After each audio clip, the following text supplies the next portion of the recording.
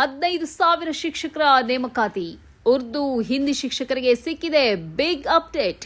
ಭಾಷಾ ಅಲ್ಪಸಂಖ್ಯಾತ ಶಿಕ್ಷಕ ಅಭ್ಯರ್ಥಿಗಳ ಹೋರಾಟಕ್ಕೆ ಕೊನೆಗೂ ಸಿಕ್ಕಿತು ವಿಜಯ. 800 ಉರ್ದು ಶಿಕ್ಷಕರು ಮತ್ತು 500 ಹಿಂದಿ ಶಿಕ್ಷಕರ ನೇಮಕಕ್ಕೆ ನಿರ್ಧಾರ. ಈಗಾಗಲೇ ಘೋಷಿಸಿರುವ 15,000 ಶಿಕ್ಷಕರ ನೇಮಕಾತಿಯ ಜೊತೆಗೆ ಮತ್ತೊಂದಷ್ಟು 1,300 ಶಿಕ್ಷಕರ ನೇಮಕಾತಿಗೆ ರಾಜ್ಯ ಸರ್ಕಾರ ಮುಂದಾಗಿದೆ. ಆದರೆ ಇಲ್ಲಿ ಪ್ರಶ್ನೆ ಏನಂದ್ರೆ, ಹೋರಾಟ ಇಲ್ಲದೆ ಏನು ದಕ್ಕದು?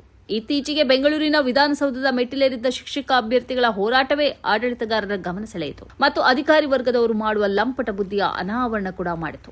ಇತ್ತೀಚೆಗೆ 2026-27ನೇ ಸಾಲಿನ ಪಿಎಸ್ಟಿಆರ್, ಜಿಪಿಟಿಆರ್ ಹಾಗೂ ಎಚ್ಎಸ್ಟಿಆರ್ ಶಿಕ್ಷಕರ ನೇಮಕಾತಿ ಅಧಿಸೂಚನೆಯಲ್ಲಿ ಉರ್ದು ಸೇರಿದಂತೆ ಭಾಷಾ ಅಲ್ಪಸಂಖ್ಯಾತ ಅಭ್ಯರ್ಥಿಗಳಿಗೆ ಅನ್ಯಾಯವಾಗಿದೆ ಎಂದು ಆರೋಪಿಸಿ ಶಿಕ್ಷಕ ಅಭ್ಯರ್ಥಿಗಳು ಬೆಂಗಳೂರಿನಲ್ಲಿ ಪ್ರತಿಭಟನೆ ನಡೆಸಿದರು. ಕರ್ನಾಟಕದ ವಿವಿಧ ಜಿಲ್ಲೆಗಳಿಂದ ಆಗಮಿಸಿದ್ದ ನೂರಾರು ಅಭ್ಯರ್ಥಿಗಳು ಸಚಿವರು, ಶಾಸಕರು ಹಾಗೂ ಜನಪ್ರತಿನಿಧಿಗಳನ್ನ ಭೇಟಿಯಾಗಿ ತಮ್ಮ ಅಹವಾಲನ್ನ ಸಲ್ಲಿಸಿದ್ದರು. ಶೇಷಾದ್ರಿಪುರಂನ ಕೆಎಂಡಿಸಿ ಭವನದಲ್ಲಿ ಸಭೆ ನಡೆಸಿದ್ದ ಅಭ್ಯರ್ಥಿಗಳು ಬಳಿಕ ವಿಧಾನಸೌಧಕ್ಕೂ ತೆರಳಿ ಹಲವು ಸಚಿವರು ಹಾಗೂ ಶಾಸಕರನ್ನ ಭೇಟಿಯಾಗಿ ವರ್ಷಗಳ ಕಾಲ ಸರ್ಕಾರಿ ಶಿಕ್ಷಕರಾಗುವ ಕನಸಿಗಾಗಿ ಸಿದ್ಧತೆ ನಡೆಸಿದ ತಮ್ಮ ಪರಿಸ್ಥಿತಿಯನ್ನ ವಿವರಿಸಿದ್ದರು. ಈ ವಿಚಾರ ವಿಧಾನ ಪರಿಷತ್ನಲ್ಲೂ ಪ್ರತಿಧ್ವನಿಸಿತ್ತು. ಸದಸ್ಯರಾದ ಬಲ್ಕಿಸ್ ಬಾನು ಮತ್ತು ಅಬ್ದುಲ್ ಜಬ್ಬಾರ್ ಶೂನ್ಯ ವೇಳೆಯಲ್ಲಿ ವಿಷಯವನ್ನ ಪ್ರಸ್ತಾಪಿಸಿ ಸರ್ಕಾರದ ಗಮನ ಸೆಳೆದಿದ್ದರು. ಇದೇ ಸಂದರ್ಭದಲ್ಲಿ ವಿಧಾನ ಪರಿಷತ್ ಸಭಾಪತಿ ಸಲೀಂ ಅಹಮದ್ ಅವರ ಕಚೇರಿಯಲ್ಲಿ ಮಹತ್ವದ ಸಭೆ ನಡೆದಿದ್ದು, ಉಪಮುಖ್ಯಮಂತ್ರಿ ಡಾಕ್ಟರ್ ಜಿ ಪರಮೇಶ್ವರ್, ಸಚಿವರಾದ ಯುಟಿ ಖಾದರ್, ಜಮೀರ್ ಅಹಮದ್, ಮಧು ಬಂಗಾರಪ್ಪ ಸೇರಿದಂತೆ ಹಲವು ಸಚಿವರು, ಶಾಸಕರು ಹಾಗೂ ಅಧಿಕಾರಿಗಳು ಸಭೆಯಲ್ಲಿ ಭಾಗವಹಿಸಿದರು.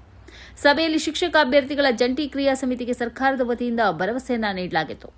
ನೇಮಕಾತಿ ಅಧಿಸೂಚನೆಯಲ್ಲಿ ಕಂಡುಬಂದಿರುವ ತಾಂತ್ರಿಕ ಸಮಸ್ಯೆಗಳನ್ನು ಬಗೆಹರಿಸಿ ಅಗತ್ಯ ಕ್ರಮ ಕೈಗೊಳ್ಳುವುದಾಗಿ ಸರ್ಕಾರ ತಿಳಿಸಿತ್ತು. ಇದೀಗ ಸರ್ಕಾರದ ಹೊಸ ನಿರ್ಧಾರ ಮತ್ತಷ್ಟು ಮಹತ್ವ ಪಡೆದುಕೊಂಡಿದೆ. 15,000 ಶಿಕ್ಷಕರ ನೇಮಕಾತಿಯ ಜೊತೆಗೆ 800 ಉರ್ದು ಮತ್ತು 500 ಹಿಂದಿ ಶಿಕ್ಷಕರನ್ನ ಹೆಚ್ಚುವರಿಯಾಗಿ ನೇಮಕ ಮಾಡಲು ನಿರ್ಧರಿಸಿರುವುದು ಭಾಷಾ ಅಲ್ಪಸಂಖ್ಯಾತ ಶಿಕ್ಷಕ ಅಭ್ಯರ್ಥಿಗಳ ಹೋರಾಟಕ್ಕೆ ಮಹತ್ವದ ಬೆಳವಣಿಗೆಯಾಗಿದೆ.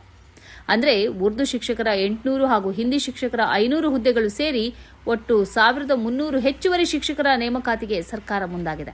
ಈ ನಿರ್ಧಾರದಿಂದ ತಮ್ಮ ಬೇಡಿಕೆಗಳಿಗೆ ಸರ್ಕಾರ ಸ್ಪಂದಿಸಿದೆ ಎಂದು ಅಭ್ಯರ್ಥಿಗಳು ಆಶಾಭಾವನೆ ವ್ಯಕ್ತಪಡಿಸುವ ಸಾಧ್ಯತೆ ಇದ್ದರೂ ನೇಮಕಾತಿ ಅಧಿಸೂಚನೆಯಲ್ಲಿ ಎದುರಾಗಿದ್ದ ಸಮಸ್ಯೆಗಳು ಸಂಪೂರ್ಣವಾಗಿ ಬಗೆಹರಿದಿವೆಯೇ ಎಂಬುದು ಈಗಿನ ಪ್ರಮುಖ ಪ್ರಶ್ನೆಯಾಗಿದೆ. ಇನ್ನು ಈ ಹೋರಾಟಕ್ಕೆ ಸಾಲಿಡಾರಿಟಿ ಯೂತ್ ಮೂವ್ಮೆಂಟ್ ಎಸ್ವೈಎಂ ಕರ್ನಾಟಕವು ಬೆಂಬಲ ನೀಡಿದ್ದು, ಶಿಕ್ಷಕ ಅಭ್ಯರ್ಥಿಗಳಿಗೆ ನ್ಯಾಯ ಸಿಗುವವರೆಗೂ ಹೋರಾಟದ ಜೊತೆಯಲ್ಲೇ ನಿಲ್ಲುವುದಾಗಿ ತಿಳಿಸಿದೆ.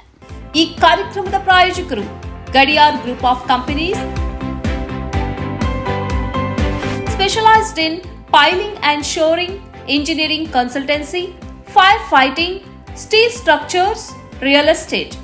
Office SIT tower, silicon OSS, Dubai, UAE. ಸ್ನೇಹಿತರೆ, ನಿಮ್ಮ ಅದ್ಭುತ ಬೆಂಬಲದಿಂದ ಸನ್ಮಾರ್ಗ ನ್ಯೂಸ್ ಚಾನೆಲ್ ಈಗ 2 ಲಕ್ಷ ಸಬ್ಸ್ಕ್ರೈಬರ್ಗಳನ್ನು ದಾಟಿದೆ. ಇದು ನಮ್ಮ ಯಶಸ್ಸಲ್ಲ, ಇದು ನಿಮ್ಮ ಯಶಸ್ಸು. ನಮ್ಮ ಮುಂದಿನ ಗುರಿ 4 ಲಕ್ಷ. ಇದು ಕಷ್ಟವಲ್ಲ. ನೀವು ಮಾಡಬೇಕಾದದ್ದು ಸಿಂಪಲ್. ನೀವು ಸನ್ಮಾರ್ಗ ನ್ಯೂಸ್ ಚಾನೆಲ್ ವಿಡಿಯೋವನ್ನ ನಿಮ್ಮ ಸ್ನೇಹಿತರಿಗೆ, ಕುಟುಂಬದವರೊಂದಿಗೆ ಹಂಚಿಕೊಳ್ಳಿ ಮತ್ತು ಅವರಲ್ಲೂ ಸಬ್ಸ್ಕ್ರೈಬ್ ಮಾಡಲು ಹೇಳಿ. ನೀವು ಶಕ್ತಿಯನ್ನು ಕೊಡಿ, ನಾವು ನಿಖರ ಸುದ್ದಿ ಕೊಡ್ತೇವೆ. ಧನ್ಯವಾದಗಳು.